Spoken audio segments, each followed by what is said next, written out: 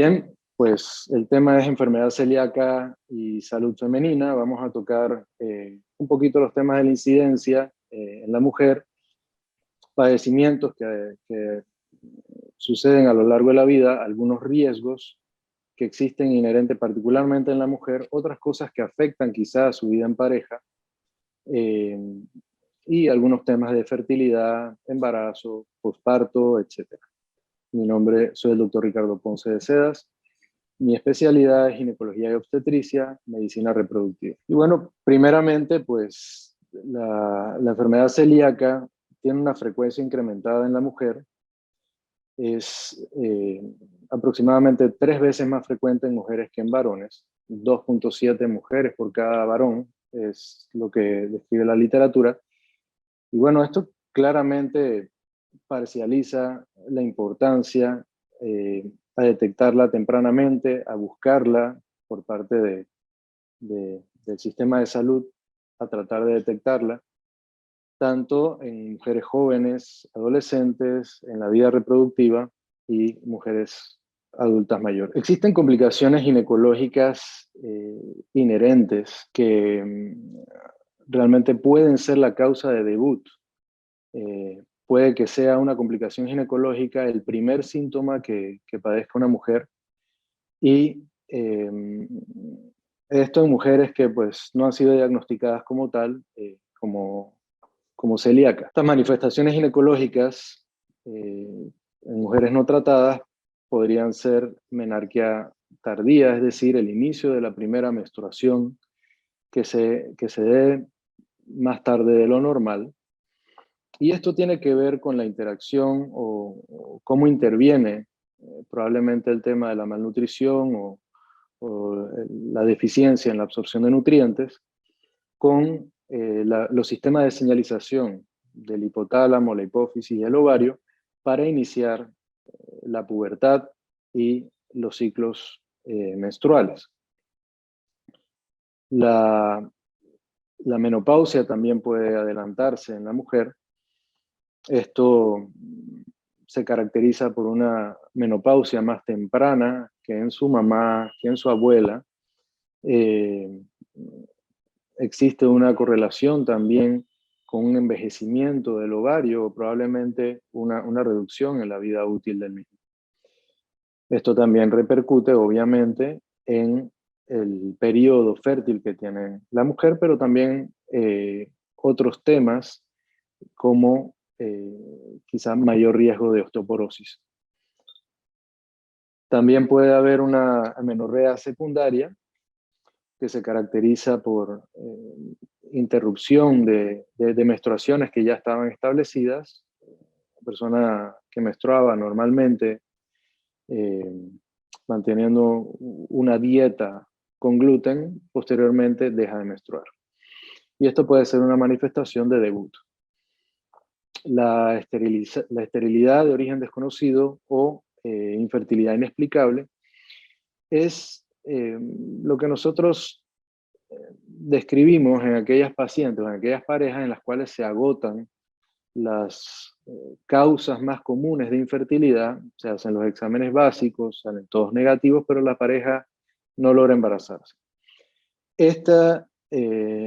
Este padecimiento llega a ser hasta 6 veces más frecuente en mujeres celíacas no tratadas.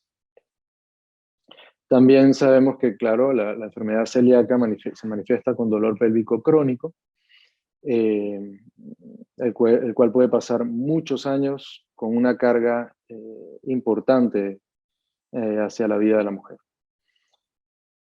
En cuanto al desarrollo puberal, la enfermedad celíaca no tratada puede manifestarse con una pubertad tardía, es decir, que los caracteres sexuales secundarios aparecen quizá más allá de los 16, 18 años de edad. Sabemos que tanto los trastornos de absorción de nutrientes como algunos disruptores hormonales que se encuentran en alimentos que contienen gluten pueden interferir con esta manifestación. En cuanto a la fertilidad, la enfermedad celíaca silente pues como hablamos anteriormente, causa infertilidad de origen desconocido. Es aquella, nuevamente, que pues no tiene otra causa en los exámenes básicos de la pareja infértil. No hay causas anatómicas, no hay causas hormonales eh, detectables inicialmente, ni causas genéticas. Esto puede deberse a déficit de hierro, déficit de zinc, folatos, incluso selenio. Y bueno, la repercusión que tiene esto sobre los sistemas de señalización para la producción de gonadotropinas que regulan la ovulación en la mujer. La enfermedad celíaca también afecta al varón y esto tiene una repercusión a la vida en pareja definitivamente, afecta a la mujer por supuesto. En el varón se manifiesta con disminución de la producción de testosterona por la misma razón, la interferencia que existe entre el hipotálamo, la hipófisis y la gónada, en este caso el testículo, aumento de la producción de prolactina, la cual repercute en la producción de ese testículo de testosterona y eso produce inmadurez de caracteres sexuales secundarios, un deterioro de la calidad del semen y también una disminución del líbido, impotencia, deseo sexual. Todos estas manifestaciones mencionadas anteriormente revierten con una dieta libre de gluten. Esto es muy importante mencionarlo. Revierten al 100% si la persona mantiene una dieta libre de gluten y repone los déficits nutricionales. Esto es muy, muy importante, abordar la suplementación y cubrir estas deficiencias. Esto tanto en mujeres como en varones. Existen complicaciones en el embarazo, no todas son complicaciones ginecológicas. El embarazo y el posparto pueden desencadenar manifestaciones gastrointestinales, es decir, exacerbar los síntomas del gluten o hacer que aparezcan en mujeres que previamente eran asintomáticas, es decir, no se conocían celíacas, se embarazan y ya sea durante el embarazo o incluso en el posparto inmediato, pues empiezan a manifestar la sintomatología de la enfermedad celíaca. También existen repercusiones de la interacción de la enfermedad celíaca durante el embarazo inicial y las pérdidas gestacionales. Hay abortos de repetición, se dan con más frecuencia.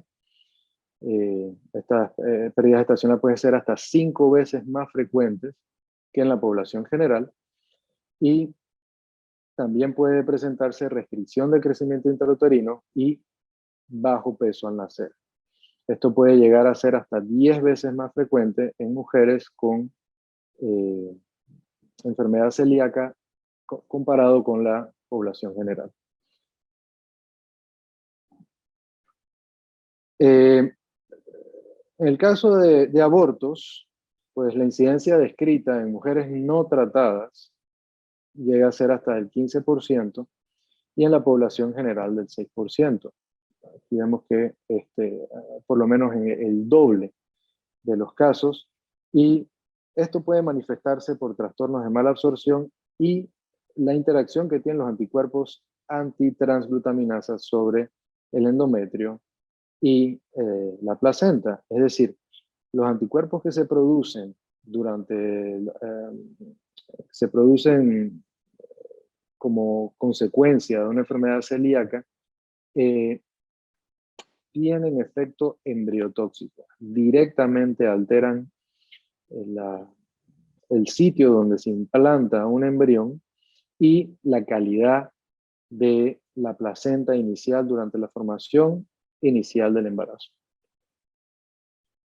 Sin embargo, en el caso de malformaciones congénitas, no se ha descrito ninguna asociación hasta el día de hoy entre enfermedad celíaca y un incremento de incidencia de alguna malformación congénita. Es decir, que la enfermedad celíaca eh, interfiere en las etapas iniciales de la implantación de un embrión, etapas muy iniciales, sin embargo no altera la formación del embrión correctamente. En cuanto a la suplementación, pues es vital en los casos de mujeres embarazadas y es particularmente importante suplementar hierro, yodo, folatos, incluso calcio, vitamina D3. Muchas de estas con dosis habituales, tanto para pacientes con enfermedad celíaca o no, pero es muy importante no pasarlo por alto. La enfermedad celíaca bien tratada no tiene ninguna repercusión negativa sobre el crecimiento y desarrollo fetal. Y esto también es un factor muy importante. Una dieta libre de gluten no representa ninguna deficiencia nutricional que afecte el crecimiento y el desarrollo adecuado de un bebé. No existe ningún nutriente esencial que no se pueda obtener en una dieta libre de gluten. Así que no hay ningún temor en mantener una dieta equilibrada, libre de gluten, para prevenir las complicaciones, ya que esto no va a tener ningún efecto negativo sobre el embarazo. Algo muy importante a tratar es cuáles son las opciones que existen de manera, como métodos anticonceptivos, preferiblemente en pacientes con enfermedad celíaca. Sabemos que la vía oral es problemática, la absorción de medicamentos por vía oral puede comprometerse y eso afecta la efectividad del método. Por consiguiente, hay que evitar los anticonceptivos orales combinados o derivados de progestinas, como la mini-pill, por vía oral. Sin embargo, tenemos opciones, incluso mucho más efectivas, como los dispositivos intrauterinos de larga duración, que son reversibles inmediatamente, dispositivos subdérmicos que liberan progestinas, parches transdérmicos, inyectables, anillo vaginal y métodos de barrera. Todos estos son alternativas, más bien, que pueden utilizarse en mujeres con enfermedad celíaca sin ningún problema. A manera de conclusiones, pues es muy importante saber que la mujer pues manifiesta con mayor frecuencia la enfermedad celíaca, que las repercusiones ginecológicas podrían ser la sintomatología inicial con la que la podemos detectar, que la enfermedad celíaca afecta tanto la pubertad, el desarrollo, la vida en pareja, afectando al varón, afecta la fertilidad y el progreso de un embarazo que se dé de forma normal, incluso el posparto y las alternativas que podemos tener para planificar embarazos como métodos anticonceptivos. Para todos estos casos, pues debemos tomar muy en cuenta. Entonces, muchísimas gracias. quisiera pasar a una fase de preguntas para entonces hacer una discusión más amplia y cubrir las dudas que tengan al respecto. Muchísimas gracias, doctor Ponce. Este webinar que usted nos ha brindado el día de hoy es muy interesante, sobre todo ese tema de los anticonceptivos. O sea, eso yo no, la verdad que no lo tenía claro del todo, de que había un tema con los anticonceptivos orales. Realmente sí es interesantísimo ver que a veces pues tenemos algunos problemas de largas menstruaciones, y controles que a lo mejor muchas, pues ya, en mi caso en particular, que ya tuvimos hijos y estamos casados y de repente no usamos anticonceptivos, pero cuando tenemos estas largas menstruaciones, normalmente los ginecólogos mandan una terapia de anticonceptivos que por lo general es oral. Entonces, tenemos que tener pues mucho cuidado con este tipo de terapias que por solucionar un problema tenemos otro, ¿no? Entonces, sí está interesante el tema porque quisiera yo saber cuál de todas esas otras alternativas pudieran ayudarnos realmente a que el tema de las menstruaciones largas se puedan controlar. ¿Cuál sería como la alternativa más sugerida por usted en este caso? Y animo pues a las participantes a poner sus preguntas por el chat también o abrir sus micrófonos y poderlas hacer directamente. Bueno, los métodos anticonceptivos tienen obviamente la función de planificar y evitar que se dé un embarazo de forma no planificada. Sin embargo, hay otros beneficios que se pueden obtener de ciertos métodos anticonceptivos que no tienen relación con anticoncepción. Ujú.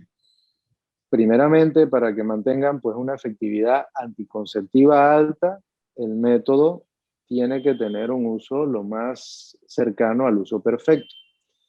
Existen métodos que dependen de que la paciente los utilice correctamente. Existen métodos que dependen que la absorción sea, prácticamente casi todos, que la absorción del componente se dé de forma íntegra. Y pues existen métodos que realmente la paciente podría desentenderse bastante y van a actuar independientemente de lo que haga, salvo mínimos cuidados, probablemente controles anuales, etc. Entonces, quitando el resto de contraindicaciones que pueden haber particulares, la anticoncepción oral no está contraindicada absolutamente en el caso de las pacientes con enfermedad celíaca, pero sí puede presentarse una disminución de la eficacia. Es decir, hay mejores métodos como anticonceptivos si la persona desea mantener una fertilidad un control de la fertilidad más estrecho. Sobre los beneficios que se tienen no relacionados a anticoncepción está lo que mencionas, que es esas menstruaciones muy largas o sangrados muy abundantes, sangrados que comprometen ya de por sí, si la persona está absorbiendo poco hierro y posteriormente perdiéndolo en la menstruación abundante, pues puede causar deficiencias mayores.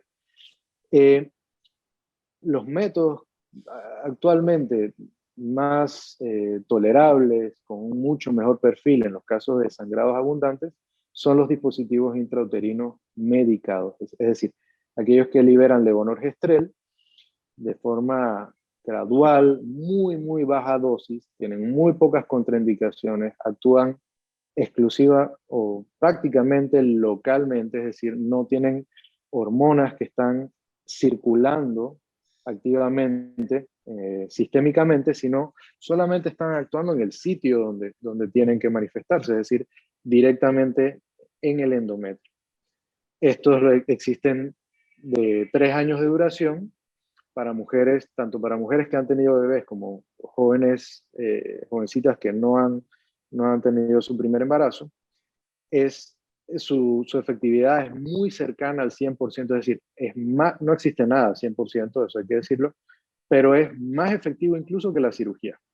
Wow. Falla menos que una salping y es reversible inmediatamente. Es decir, la persona se lo retira y una vez retirado, recupera la fertilidad que tenía previamente. No te hace más fértil, pero recupera la fertilidad que tenía previamente o la esperada para su edad. Obviamente que no, después de 10 años de anticoncepción o no anticoncepción, pues claro, la fertilidad cambia, no por el anticonceptivo, sino por los años que han pasado, básicamente. Los anticonceptivos orales tienen facultades que no se pueden lograr con otros anticonceptivos. Efectos antiandrogénicos para aquellas pacientes que además tienen síndrome de ovario poliquístico, que tienen problemas de acné, problemas de de crecimiento de vello muy grueso. No hay otra alternativa como método anticonceptivo, a no ser la oral, de controlar esas manifestaciones. Si la persona pues tolera la vía oral, no tiene trastornos de mala absorción, mantiene una dieta perfectamente libre de gluten, probablemente pueda tolerar la vía oral y le serviría de mucho teniendo estos beneficios. Pero si la persona pues requiere quizá mayor rigor o incluso dice, la verdad es que para mí embarazarme sería un riesgo muy alto, ya sea por otras patologías como lupus, que ponen en muy alto riesgo a la persona si se embaraza de forma no planificada. Realmente los dispositivos intrauterinos liberadores de levonorgestrel son alternativas más efectivas. Incluso con la anemia, porque las pacientes de enfermedad celíaca, pues muchas han desarrollado anemia con el tiempo que a lo mejor se demoraron en diagnosticar. Y ya cuando tenemos una paciente con anemia y que encima tiene pérdidas menstruales importantes, es realmente importante poder controlar estas pérdidas de sangre también, ¿no? Ese es un punto que a los celíacos pues nos afecta. Por supuesto, lo antes posible que podamos controlar las pérdidas y reponer las deficiencias, mejora la calidad de vida definitivamente de la persona. A medida que va aumentando la edad, pues también la tolerancia a probablemente esta hemoglobina baja se va perdiendo, pues el corazón este, funciona de forma distinta, para no ser ya tan joven, y la persona siente mayor efecto de la debilidad, la intolerancia al ejercicio, la falta de aire al subir unas escaleras, etcétera, por una hemoglobina baja, por pérdidas incrementadas y falta o deficiencia en la reposición de estos nutrientes. Entonces, una gran alternativa es como cerrar la llave, utilizar estos métodos anticonceptivos que acabo de mencionar, pues cierran completamente la llave. Incluso el dispositivo de 5 años, en más del 90% de los casos, la persona absolutamente deja de tener un sangrado, o el sangrado es tan mínimo que ni se percibe, y pues te imaginarás, es como tener una cuenta de banco en la cual solo ahorras pero no gastas, ¿no? Vas Sí. acumulando, acumulando y las reservas se mantienen mucho más fácil. Qué buena explicación, doctor. Tenemos una pregunta de Gretel, Sí, dos preguntas de Gretel que podemos, creo que, juntar y luego pasamos a la claro que pregunta de sí. la doctora Zamudio. La pregunta de Gretel dice, ¿puedes adquirir la enfermedad celíaca a la edad madura? Es la primera, y luego dice, ¿se puede revertir la hemoglobina baja con una dieta libre de gluten? Que es básicamente parte de lo que estamos conversando. Bueno, definitivamente sí. La enfermedad celíaca puede debutar, como mencioné anteriormente, incluso tras un embarazo. Ese puede ser el estímulo que haga que aparezca. Depende de la exposición al gluten que haya tenido a lo largo de la vida. Pues por supuesto que una persona que naturalmente maneja una dieta eh, con cantidades mínimas de gluten, pues va a tener mucho menor riesgo. Hay otras enfermedades autoinmunes, predisposiciones genéticas que hacen que esto debute mucho más tempranamente. Lo más frecuente es a edades tempranas. En cuanto a la otra duda era... Que si se podía revertir la hemoglobina baja con una dieta libre de gluten. Claro.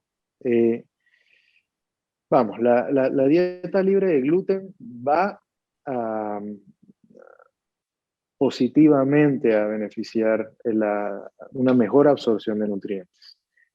Muchas veces la hemoglobina baja no es solamente por falta de hierro. Como mencioné anteriormente, puede haber pérdidas aumentadas de hierro, incluso no secundarias a una intolerancia, una enfermedad celíaca, que puedan estar presentes en la paciente con enfermedad celíaca. Entonces, el mantener una dieta libre de gluten mejora la absorción, regulariza las manifestaciones de ciclos menstruales abundantes. Sin embargo, si la persona, claro, padece fibromas, padece de sangrados disfuncionales por otra causa, tiene hipotiroidismo, síndrome ovario poliquístico, etcétera, pues por supuesto que va a ser un poquito más difícil recuperarlo. De todos modos, es una herramienta muy útil y muy fácil y sumamente barata. El mantener una dieta libre de gluten dentro de todas las alternativas. Esto es sumamente importante aclararlo, que son muy pocas las enfermedades que tienen tratamientos que son fáciles desde el punto de vista económico, que son accesibles, que todo el mundo los puede hacer. Incluso lo están haciendo personas que no lo necesitan. Entonces, eso habla de la accesibilidad que tiene el tratamiento. Así que el énfasis hay que hacerlo en que se mantenga una dieta libre de gluten lo más perfecta posible para obtener el beneficio mayor y por más largo tiempo y no tener tantas repercusiones negativas a largo plazo. Doctor Ponce, qué bueno que menciona este tema antes de pasar a la siguiente pregunta, porque muchas personas se quejan de que la vida libre de gluten es una vida costosa. Ese caso de que sea costoso es porque no estamos comiendo correctamente. Me refiero a comida procesada, comidas de paquetes, de latas, de envases que dicen gluten free, que definitivamente pues en muchos casos no se hacen localmente, que hay que importar, etcétera. Pero esa no es la dieta libre de gluten que nosotros en Somos Celíacos Pitiguay recomendamos y que la docencia médica recomienda. Realmente la dieta libre de gluten es la dieta más pegada al orgánico, a la tierra, a lo local, a lo que es verdaderamente naturalmente libre de gluten. Entre ellos, dentro de la canasta básica que tenemos en Panamá, contamos con arroz. El arroz local, básicamente casi ningún arroz local tiene gluten, exceptuando que sea con especies que le puedan añadir, o el arroz arbóreo, que es otro tipo de arroz. Pero el arroz ya investigado por parte de mi parte, con Calesa, el arroz del oro, ese es un molino específico, libre de gluten, solo para arroz y no contiene ningún tipo de contaminación cruzada. Igualmente, el arroz arrocísimo, que también es muy barato, local panameño, tampoco contiene ningún tipo de contaminación cruzado, por ejemplo, con el caso del arroz. En el caso de la avena, que tenemos también localmente, el molino criollo, tampoco contiene contaminación cruzada de trigo. Por lo tanto, son alternativas muy baratas que podemos utilizar en nuestra alimentación, sin contar pues los vegetales locales, sin contar también que tenemos las lentejas que nos aportan para el hierro, para aquellas personas pues, que no son intolerantes a los granos. Tenemos muchísimas alternativas dentro de nuestra canasta básica, es saber escoger. Entonces, cuando obtenemos un plato balanceado, con un 50% de vegetales, ensalada, y el resto que sea la proteína básica, que sea lo más local posible para evitar también todo ese tipo de antibióticos que reciben las proteínas que vienen de afuera, por lo general más que las nuestras, ya que tienen que durar mucho más tiempo y que sean poco perecederas. Entonces, lo natural es comer gluten free, pero de Panamá, me explico, o sea, del plato de nosotros. Eso es lo que debería ser para tener una dieta barata y que sea también la más saludable.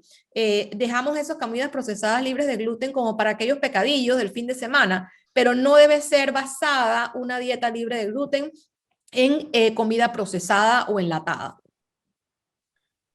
Bueno, Catherine, acabas de dar en el clavo. Diste la palabra clave, procesado. ¿Por qué hago esta aclaración? Por excelencia, para poder consumir gluten, es necesario procesar el alimento. No existe manera de tener acceso al gluten, que es una proteína presente en el trigo, la cebada, el centeno, que son a ver, yo quisiera saber quién podría comer cualquiera de esos tres componentes directamente como viene de la tierra. Es imposible. Y el principal método de procesamiento que el ser humano utilizó es moler. Moler hasta producir una harina, lo que le llamamos refinado, y de ahí obtenemos pues harina de trigo y distintos componentes, es el procesado por excelencia. Y eso no solamente impacta en el comportamiento, en la salud actual de la persona por contener gluten. El solamente convertir, eh, refinar una harina, pues sabemos que tiene repercusiones metabólicas en la generación de diabetes, enfermedad metabólica, obesidad, etc. Si nosotros podemos apegarnos un poco más a comer directamente, como dices, de la tierra, del animal, tal como viene, nosotros no tenemos por qué acercarnos para nada al gluten. De hecho, el gluten requiere exclusivamente ser procesado para poder tener acceso a nuestra dieta.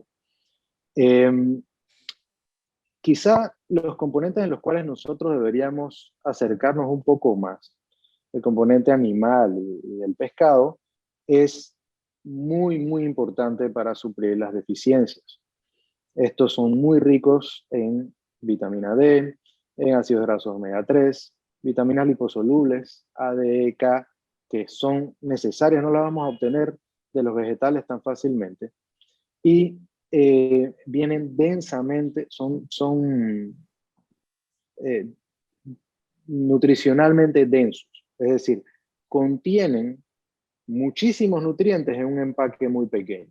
El huevo, las carnes y pescados se encargan de hacer el esfuerzo de pastar cantidades enormes de terreno para, a través de un hígado muy especial que estos animales tienen, empacar en una porción bien pequeña todos los nutrientes que necesitamos. Es decir, que es mínima la suplementación que se necesita al tener acceso a estos nutrientes, a este tipo de alimentos. El hierro que contiene el grupo M presente en la sangre animal, en la carne, es más biodisponible, es decir, más fácil de absorber, por ejemplo, que el que obtienes de unas lentejas o de una espinaca. El hierro que está presente en los vegetales tiende a quedarse en el intestino. Puede estar muy abundante, pero no se absorbe eficientemente y por eso produce estreñimiento.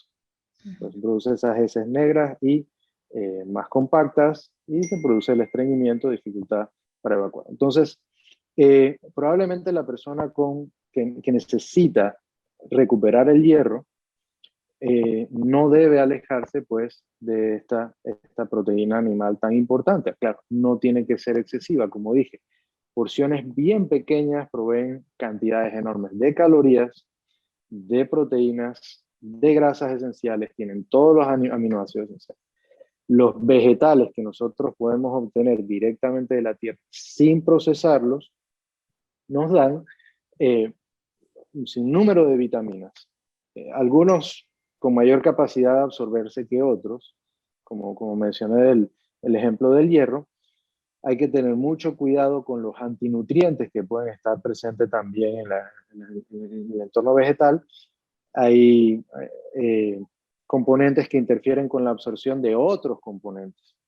El consumir semillas como almendras, etcétera, en exceso, pues se ve que puede interferir con la absorción de zinc en el intestino de todas las personas. Entonces, por los fitatos que contienen. Entonces, son algunas cositas que deberíamos tener cuidado. Pero y el mercado de encontrar vegetales en su forma natural, quizás la forma en la cual nosotros podemos tener mejor acceso a nutrientes y de forma más barata. Y por último, entender que privarnos de los alimentos que contienen gluten no nos está privando de una nutrición completa. No hay ningún elemento esencial presente en el trigo, la cebada, incluso la avena. que nosotros no podamos suplir con alguno de los alimentos que yo acabo de mencionar. Eh, Necesitamos la proteína para vivir. Todos los días formamos células nuevas. Si una mujer está embarazada, pues forma células por 2 personas, 2 individuos. Entonces esa proteína hay que consumirla de forma completa. Eso no lo vamos a encontrar en ningún producto de trigo, cebada, etc. Las grasas esenciales, las grasas, nuestro cerebro es 80% grasas. El colesterol es esencial para formar hormonas reproductivas, estrógenos, progesterona, testosterona, todas tienen ese nombre, testosterona, estrógenos, porque vienen del colesterol. Si nosotros no lo consumimos o lo producimos de forma adecuada, pues por supuesto tenemos deficiencia. Y los carbohidratos básicamente tienen una función energética. Simplemente lo necesitamos como energía y de hecho ni siquiera es esencial. Y no es esencial desde el punto de vista de que, por supuesto que lo necesitamos, el cerebro no funciona sin glucosa, pero nosotros podemos producirla, es decir, no tenemos que consumirla. Uno puede vivir toda una vida completa sin consumir glucosa, sin consumir carbohidratos, y el cuerpo puede producir la glucosa que necesita. Así que realmente no hay deficiencia en ese aspecto. Los pecadillos que se pueden tener de vez en cuando, pues ahí es donde quizá pueda haber mayor gasto. Como mencionas, son productos que cuestan más, pero por eso son pecadillos, son lujos. No debe ser la base de nuestra nutrición. No sé si queda más Excelente, claro. quedó súper claro, Ujú. doctor. Y yo sí quisiera, antes de pasar, sé que tenemos otras preguntas, pero como es del tema, sí quisiera ahondar un poquito en la relación de la comida procesada y la inflamación. Porque cuando nosotros estamos viendo que padecemos enfermedad celíaca, una de las primeras reacciones es la inflamación sistemática en todas partes del cuerpo. Sí, sí. Nosotros tenemos inflamación del intestino, obviamente, pero también hay una inflamación en la parte de fertilidad, de la parte del sistema reproductor. Hay inflamación en las coyunturas, hay muchísima inflamación que a lo mejor hay personas que incluso dicen, bueno, es que yo dejé de comer gluten y quedé embarazada. ¿Y cuál es esta afectación de la comida procesada y el gluten? También para personas que tenemos inflamación aún cuando llevamos una dieta libre de gluten o estamos apegados a la dieta libre de gluten 100%, ¿cuáles son las consecuencias del procesado aún después de tener una dieta libre de gluten? Bueno, definitivamente, primero hay que entender qué es inflamación y por qué existe la inflamación. O sea, la inflamación es una respuesta normal del cuerpo ante una lesión, una situación que tiene que repararse. Yo me doblo un tobillo, él se inflama, y esa inflamación produce dolor, calor, rubor, se pone roja y se hincha, produce edema. Eso se llama inflamación aguda y es esencial para que lleguen células a reparar ese que se dañó. Si a mí me da, eh, bueno, cualquier insulto que reciba mi cuerpo, la primera respuesta que va a haber es un proceso de inflamación para reparar. Esa inflamación es fisiológica, es normal y debe ocurrir. Existe lo que se llama inflamación crónica. Esto ya no es tan agradable. Es aquella persona que anda crónicamente, constantemente inflamada. Es decir, si mi tobillo pasa inflamado permanentemente, pues yo no puedo caminar, no puedo funcionar, todo el tiempo me duele, todo el tiempo estoy hinchado, y el proceso reparativo, incluso si hubiese una lesión, se hace deficiente. Tengo una limitación funcional. Entonces, como dices, es bien importante atacar la parte de una inflamación crónica, sostenida, y que el cuerpo no esté constantemente inclinado hacia sobre reaccionar. Ahorita con el COVID lo vemos, pues una inflamación y una respuesta inmune exacerbada pues puede complicar a una persona con COVID. Entonces, en la dieta hay muchas cosas que pueden influir tanto para mantener un ambiente menos inflamatorio como para incrementar la inflamación tremendamente. Los alimentos procesados, azúcares simples, definitivamente tienen impacto incrementando la inflamación. La insulina, que es definitivamente vital, todos la necesitamos, no podríamos sobrevivir sin ella. Cuando está excesivamente elevada todo el tiempo, produce efectos inflamatorios crónicos. Entonces, aquellas personas con enfermedad metabólica, diabetes tipo 2, intolerancia a los carbohidratos, personas con obesidad, tienen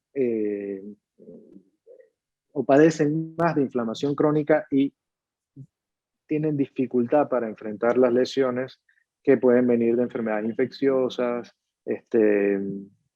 etc.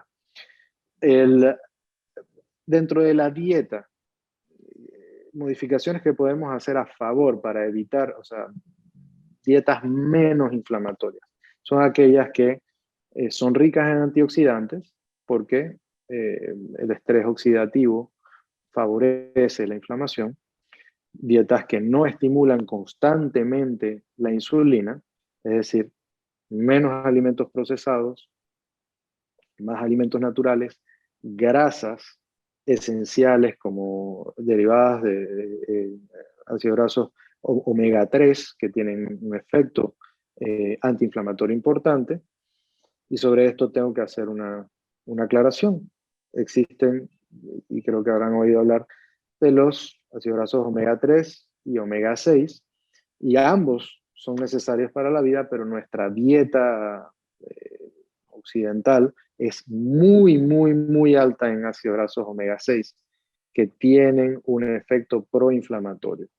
Todas estas comidas rápidas, alimentos procesados, son muy ricos en omega 6 y algunos, como ciertas semillas que se pueden consumir, también pueden elevar mucho este componente y ser proinflamatorios. Debemos favorecer los pescados azules como sardinas, salmón, muy importante incluso en el embarazo para el desarrollo del sistema nervioso central y para mantener un estado menos inflamatorio. La proteína animal de la mejor calidad que podamos conseguir y aquellos vegetales verdes y vegetales ricos en colores son muy importantes, y quizá los granos, aquellos componentes ricos en lectinas, podríamos dejar de consumirlos tanto. El gluten es una lectina, pero no es la única. Existen otras lectinas que también pueden afectar, no es específico de la enfermedad celíaca, pero a todos en cierta forma nos pueden afectar y aumentar la inflamación o incluso activar el sistema inmune de forma negativa.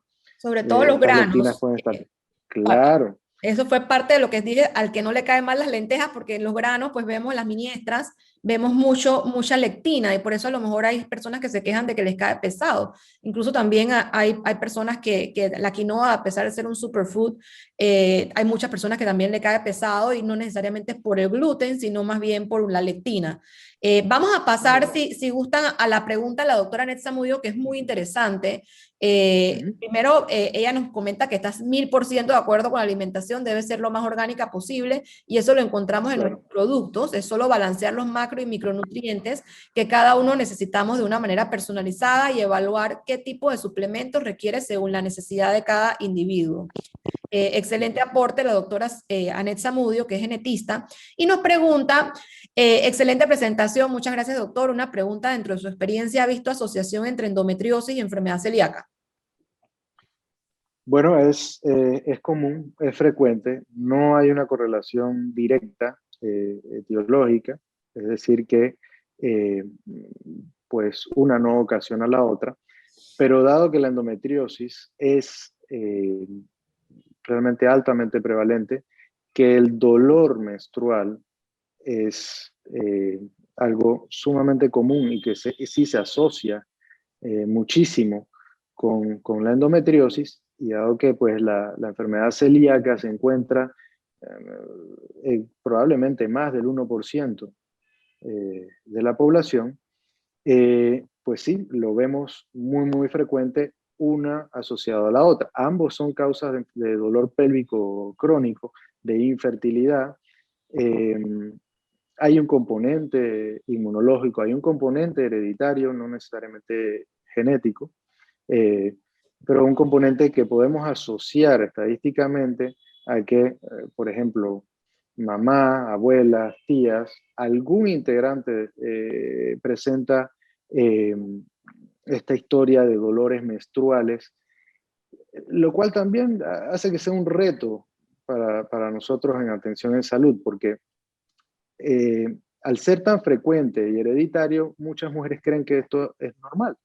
Es decir, mi abuela tenía dolor menstrual, mi hermana, mi tía, etcétera. Pues la verdad es que esto es normal. Yo he visto que toda la vida ha tenido ese problema, entonces no lo manifiestan, no les llama la atención, sienten que esto es algo, y pasa la vida y el proceso avanza. Y sabemos que la endometriosis es un proceso progresivo, crónico, que va, bueno, que es muy variable de paciente a paciente qué tan agresivo puede ser, pero que afecta a múltiples partes de la vida de una mujer. Y cuando esto se suma a una enfermedad celíaca, pues confunde, limita más, hace que realmente los tratamientos no se puedan dirigir tan fácilmente si no se tiene el diagnóstico. Y son dos patologías frecuentes subdiagnosticadas. Eso es bien importante. Tenemos que hacer un esfuerzo para tratar de abordar o dirigir la consulta por parte de nosotros médicos más tempranamente para detectar estas patologías en la mujer joven que está iniciando la vida reproductiva para que no tenga repercusiones negativas a futuro o que sean menos repercusiones negativas y que pueda tener una vida lo más normal posible. Si estas personas corrigen con una dieta libre de gluten, porcentaje enorme de los síntomas van a desaparecer y probablemente quede con unos cuantos que son puntuales de la endometriosis y probablemente la endometriosis mejore también. La endometriosis requiere que la persona, su sistema inmune, eh, tolere lesiones que en otro momento no toleraría. Es decir, la endometriosis es presencia de tejido endometrial fuera de la cavidad endometrial. Es tejido que no debe estar en un sitio, está, prolifera y responde a los cambios hormonales cíclicamente. El sistema inmunológico no permite que eso ocurra en condiciones normales. Es decir, yo no puedo tener cerebro en el hígado, no puedo tener piel en los ojos, porque el sistema inmunológico inmediatamente lo va a destruir y dice, esto no va aquí, adiós. Pero hay algo que hace que en la mujer con endometriosis pueda crecer este tejido ectópicamente fuera del sitio donde debe estar y que pueda tener incluso un entorno hormonal autónomo. Produce su propio ambiente hormonal, produce su propio ambiente inflamatorio, inflama crónicamente, garantiza su supervivencia. Cosas que probablemente la doctora definitivamente comprende un poquito mejor que quizá el resto, pero vale la pena mencionarlo, es que la endometriosis produce eh, su propia aromatasa, que es decir, la sustancia que convierte y que hace que se formen localmente estrógenos, de los cuales se alimenta ella misma. Entonces, ella se autosustenta. Es mucho más difícil tratarla por eso. Y mantiene el sistema inmunológico todo el tiempo tratando de luchar contra ella y produce inflamación crónica, lo que mencioné anteriormente, ese estado inflamatorio de lucha de un cuerpo que está peleando todo el tiempo, con un sistema inmunológico en alerta, que en vez de estar dedicándose eh, realmente a lidiar con eventos, eh, con ataques puntuales que uno tiene en el día a día, está todo el tiempo atacando y a veces incluso atacando al propio organismo. Entonces, sí, claro que hay una asociación, es más que nada estadística, no hay una causa etiológica, pero son tan frecuentes que, bueno, vemos también el síndrome de ovario poliquístico, con cuánta frecuencia no lo vemos una cosa asociada con la otra, y que también tiene cierta repercusión. En el caso del síndrome de ovario poliquístico, la repercusión que puede existir es por los disruptores hormonales que están presentes en los alimentos que contienen gluten, que contienen fitoestrógenos, que Increíble. estimulan, o sea, bueno, tenemos, la verdad es que claro, hay una asociación de cosas, pero que deterioran la calidad de vida de una mujer, y no es que es de una, es que es de un porcentaje bien importante de chicas que están desde muy jóvenes, iniciando la vida reproductiva, terminando la vida reproductiva y posterior a la vida reproductiva. Entonces, por supuesto, sabemos que aún no hay quizá un factor que impacte más sobre las enfermedades cardiovasculares y stroke que la inflamación crónica, la inflamación del endotelio. Poder contrarrestar esa inflamación constante pues evita que nosotros estemos formando placas ateromatosas coronarias. Eso es definitivo. Entonces, Doctor, debemos impactarlo a través de la dieta. y una pregunta relacionada con el tema de la endometriosis también, o sea, pongamos que una persona que no haya sido diagnosticada con enfermedad celíaca y sea diagnosticada, tenga este diagnóstico, pero que todavía no ha sido comprobado. Y vamos a decir que esta persona empieza con una endometriosis leve y que luego cuando lo diagnostican, y quita el gluten, la endometriosis se revierte, o sea, eso se podría revertir, o la endometriosis una vez que aparece se mantiene siempre, y la eliminación del gluten lo que hace es mejorar síntomas. O sea, ¿cómo se comporta el gluten con el tema específico de la endometriosis? Bueno, la endometriosis no es particularmente no revierte, no regresa. Probablemente la única cura que existe para la endometriosis es el cese de producción hormonal. Es decir, una persona se le quita los ovarios y adiós endometriosis, porque no tiene de dónde alimentarse. Teóricamente, porque no es del todo cierto, no es 100% cierto, no lo es. Porque los ovarios no es el único sitio donde la mujer puede producir algo de estrógeno. Existe producción de estrógeno a través de la grasa periférica. Estrógenos muy débiles, ¿no? Pero ellos pueden alimentar la endometriosis. Entonces, la endometriosis se puede cesar su progreso, se puede contener, pero ella va a avanzar a mayor o menor ritmo hasta la menopausia. Y después de la menopausia prácticamente se puede decir que desaparece. No es 100% cierto que desaparece, por lo que mencioné anteriormente.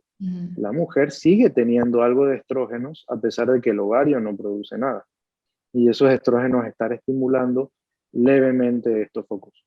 Ahora, es tan variable que existen mujeres que pasan toda su vida con un mínimo foquito de endometriosis sobre un nervio, y es lo único que tienen, es la única manifestación, y eso duele bárbaramente. Y otras que avanzan rapidísimo y les quita toda posibilidad de tratamiento, probablemente antes de tener el primer hijo. O sea, son eh, un, un hermano de mi abuela que era ginecólogo muy renombrado, médico.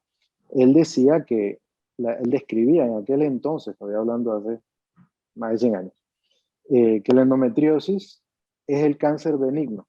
Se comporta como un cáncer, invade, hace, destruye, pasa por todos lados, aparece en lugares donde tú no te lo imaginas. Pero bueno, no es considerado, no tiene el comportamiento de un cáncer maligno. Tiene esa particularidad de ser comportarse casi como un cáncer en ese aspecto. Es difícil de controlar, se alimenta solo, prolifera, y contigo aparece.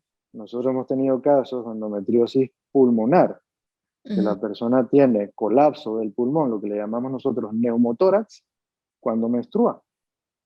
Wow. Espontáneamente. Hemorragias nasales, Bueno, hay casos de hemorragias cerebrales por focos de endometriosis, mira, por allá, muy, muy lejos. Son casos más raros, ¿no? Entonces, son definitivamente enfermedades que tenemos que prestar atención y que la gran deficiencia que estamos teniendo en el mundo es en que no estamos haciendo el diagnóstico tempranamente. La persona ya llega muy tarde, porque los foquitos rojos, cuando ella te dice, me duele la menstruación, o no le estamos prestando atención, o la paciente lo minimiza y dice, no, eso es normal, ni lo menciona. Entonces, siempre hay que ir a preguntar, ¿te duele? Eso no es normal. Vamos a vigilarlo. Si hay otras manifestaciones, eventualmente hay que hacer el diagnóstico certero. Y el diagnóstico, bueno, con 100% seguridad, es a través de una cirugía laparoscópica. O sea, no siempre se puede hacer con estudios de imagen. Es muy infrecuente, salvo que afecte al ovario directamente, un endometrioma, etcétera. Pero el 99% de las veces no necesitamos tener el diagnóstico 100% para empezar a dar manejo. Porque muchas veces el tratamiento es un anticonceptivo, analgésicos para el dolor, cambios en el estilo de vida, planes de vida, de buscar embarazo un poquito antes de lo que tú hubieses pensado.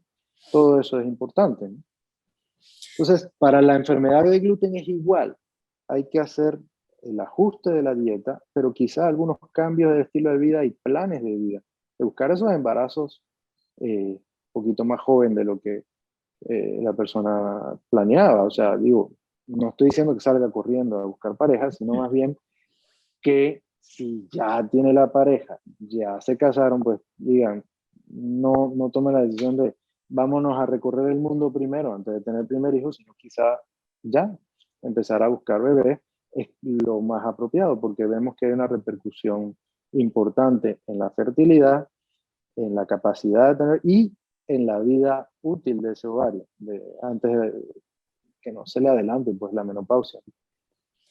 Y bueno, eso nos lleva a la siguiente pregunta y casualmente es, cuando padecemos de enfermedad celíaca, ¿la menopausia puede venir un poco más antes de lo esperado? ¿Hay algún tipo de conexión con eso o eso ya depende de la persona? No, sí, está descrito, definitivamente. Tiende a adelantar la menopausia más allá de lo... Permíteme un momento. Sí, disculpa. Le estaba avisando algo la batería, que creo que no está, por alguna razón no está cargando. Eh, la, la menopausia, la edad de inicio es variable y es muy fuertemente arraigada con la edad de la menopausia de la mamá, de la abuela, etc. Una persona con enfermedad celíaca tiende a tener la menopausia antes de la edad esperada por su historia familiar. Tiende a acortarse el periodo fértil. Siempre y cuando, no, estamos hablando de una enfermedad celíaca no tratada. Esto es lo más importante, que es 100% prevenible desde el punto de vista de que tienes una dieta libre de gluten y todo esto pasa a la historia. Claro, eso Se es revierten, súper importante, súper por lo menos en el importante. área ginecológica. Por lo Bueno, menos en el área ginecológica no hay mayor repercusión. me comenta Es Gretel, así. hacer pan con ingredientes libres de gluten sirve harinas gluten free. Sí, definitivamente las harinas gluten free sirven para hacer pan libre de gluten como tal. Sin embargo, tampoco, o sea, al final, y este es un tema que vamos a tener en un live el lunes, sobre las harinas gluten free y básica en el Instagram de Ladies Sin Gluten en particular a las 12 del día. Sí, Pero en particular les quiero comentar que, como dijo el doctor hace un rato, sigue siendo un carbohidrato y sigue siendo refinado. Aunque esté libre de gluten, hay un refinamiento en las harinas. Entonces, una cosa es libre de gluten porque uno tiene enfermedad celíaca y se quiere comer un pancito aquí, un pancito allá o para generar carbohidratos, etcétera. Pero tampoco es que podemos abusar de las harinas libres de gluten, como cualquier dieta, o sea, como cuando uno come pan regular o cuando estaba comiendo gluten, que uno tampoco debe abusar de los carbohidratos, como lo dijo el doctor hace un rato, ¿no? Entonces sí quiero hacer esa aclaración. Y yo ya estamos llegando como al final del webinar porque estamos ya sobre la hora, pero en realidad quisiera como dejarles esta idea con el doctor Ponce de cuáles son los mecanismos que nosotros debemos tener de control. O sea, aparte de las vitaminas, etcétera, en los controles, cuando hablamos de osteoporosis en enfermedad celíaca, hay un control posterior, pues, que es la mamografía, que uno debe hacerse en temas de fertilidad, pero también la densidad ósea. ¿Cómo se hace este tipo de exámenes? ¿Qué tan regular debe hacerse? ¿Y qué previene realmente hacer este tipo de exámenes a tiempo en enfermedad celíaca? Bueno, primero quisiera mencionar un poquito sobre la harina que habías dicho, porque agregar un poquito sobre lo que dijiste.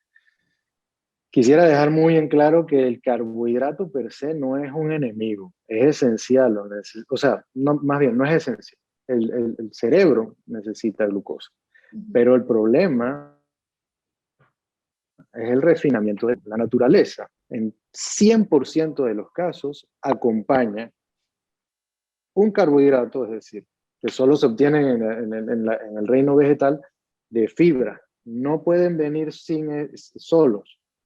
Siempre viene empaquetado, ayudado a la fibra. Y la fibra es la que nos protege de todos los efectos deleterios probablemente que causan estos carbohidratos. El ser humano tontamente lo refina para generar todas estas harinas, lo comemos, tenemos manifestaciones, la más sencilla, por ejemplo, estreñimiento, y luego nos venden de vuelta la fibra, que ya la teníamos inicialmente en ese producto, pero la quitamos, ahora para ponérsela de vuelta, pagamos 2 veces por eso, y para poder mejorar la afección intestinal del estreñimiento. Entonces, esto pasa para todo, eso nos protege de la carga de glucosa que se genera y todo lo demás. Es importante entender que, bueno, el gluten sí es definitivamente esencial para la calidad de una masa. Es lo que hace que la masa de pizza, por ejemplo, estire y tenga esa consistencia elástica bueno, que gusta, ¿no? Definitivamente es así. Y no hay manera humana de igualar esa capacidad con otro componente. Se hace lo más parecido, pero claro, con ciertos sacrificios. Entonces, claro, el gluten, esa proteína tiene esa particularidad y sin ella, pues la masa no tiene una calidad probablemente top. Entonces, sabiendo esto, realmente tenemos que hacer énfasis en apegarnos a encontrarle un gusto a los alimentos eh, tal como vienen, a estas frutas vegetales que tienen colores hermosos, que eso es lo que nos debe llamar la atención a nosotros y a nuestros niños. Es decir, una manzana, mira ese color rojo espectacular. Si tú comparas un pimiento rojo, le pones una lata de Coca-Cola al lado, el color es exactamente el mismo. Y quiero que analicen un poco de por qué ocurre esto. Porque, por supuesto, la industria de los alimentos imita el color de este pimiento rojo, que está en la naturaleza, que nosotros estamos diseñados para asociar de un alimento que nos hace, que es rico, que está perfecto para comerse, que nos va a ayudar en todo. Lo imita, lo pone en un empaque y a nosotros nos atrae. Entonces tenemos que recuperar esa atracción a los alimentos naturales y no tanto a ellos.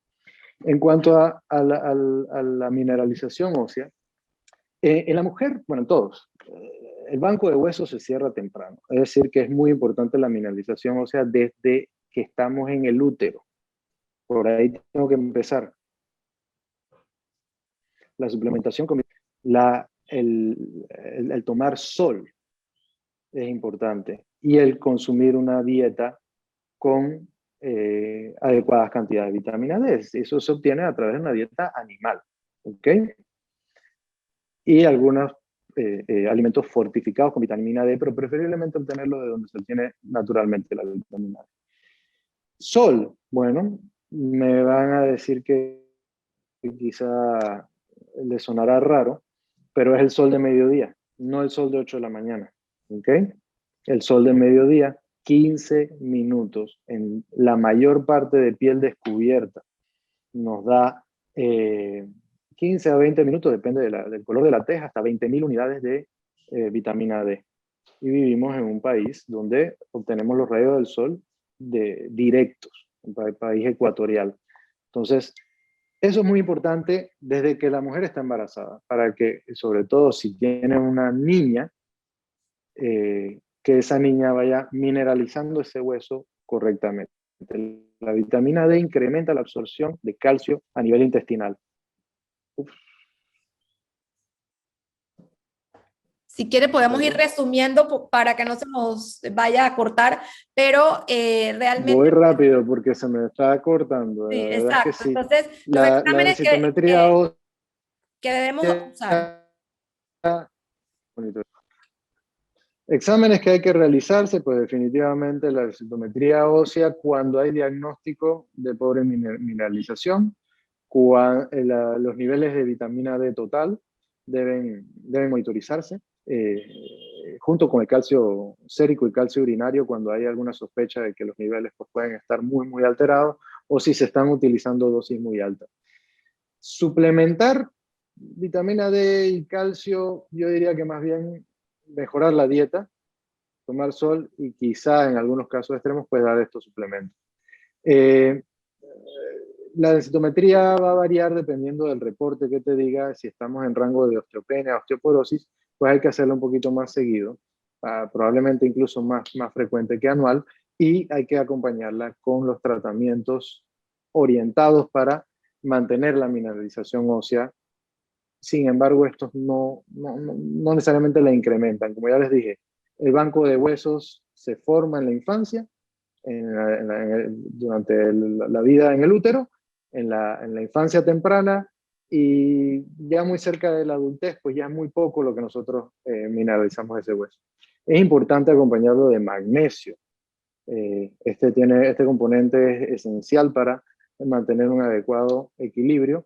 Y la vitamina K, vitamina K2, tiene una asociación en el equilibrio del calcio en el hueso para tampoco pasarnos en formar calcificaciones arteriales y en otras áreas, deposiciones de calcio en el riñón que pueden venir como consecuencia de la suplementación con vitamina D, y la superabsorción de calcio que puede eso ocasionar. Bueno, la preventiva, mantener el control es esencial con ¿Desde el qué edad? médico, anualmente como mínimo, cada 6 meses lo recomiendo. Si la persona manifiesta síntomas de celiaquía incluso antes de la menarca, o sea, antes de iniciar sus primeras menstruaciones, la mujer definitivamente tiene que ir viéndose. Si han pasado más de 16 años de edad y no han iniciado cambios de caracteres sexuales o menstruación, tiene que iniciar el control. Y esto va, por supuesto, en conjunto con el gastro y los demás especialistas para ver las manifestaciones adicionales que pueden tenerse. Eh, en general, pues realmente el control es poco a esas edades, pero es más bien abrir el hábito y tener la relación con un médico que puedas consultarle, preguntas, dudas, etcétera, y tener un manejo más preventivo. Ya al final eh, de la vida reproductiva y acercándose a adulto mayor, pues a veces es poco lo que se puede hacer, y se trata de hacer mucho, se puede mucho más desde un inicio si prevenimos esto, ¿no? Perfecto. Bueno, muchísimas gracias, doctor Ponce, por esta formidable charla que hemos tenido tan amena con todos los participantes. Esta charla quedará grabado en el canal de YouTube de Somos Celíacos PTY. Así es que, pues, las que gustan volverla a revisar, pues podrán hacerlo a partir de la próxima semana. Los invitamos a todos a continuar siguiendo las páginas de Somos Celíacos PTY, de Rocío Vidal, Sintac Nilac, PTY, y Lady Sin Gluten, mi persona. Así es que con esta charla cerramos el ciclo de webinars del mes de la celiaquía. Muchísimas gracias a todos por haber participado de muchísimas charlas que veo que han sido constantes, y podemos entonces continuar con estas charlas sobre temas relacionados con la celiaquía en los meses que siguen. Así que estén atentos a recibir información de Somos Celíacos PTY para que siempre estén con nosotros participando. Muchísimas gracias, doctor Ponce, por esta formidable charla el día de hoy. Saludos a todos. Un placer. Saludos a todos.